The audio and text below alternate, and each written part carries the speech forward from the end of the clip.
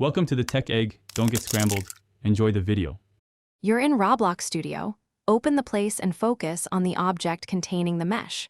Once done, open the Asset Manager or Explorer to surface assets quickly. You want the exact mesh instance selected so its properties appear. This shows the Mesh ID field.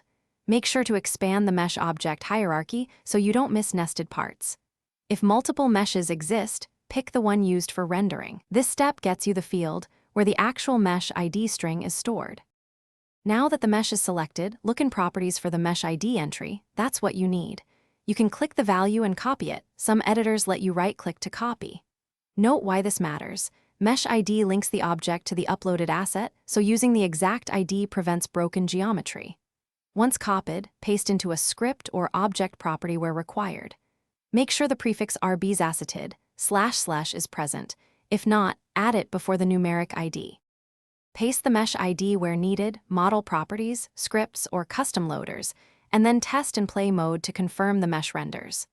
If it doesn't appear, check that the asset's permissions allow you to use it and that you copied the complete numeric ID. Sometimes root loading or reassigning the mesh fixes mismatched formats.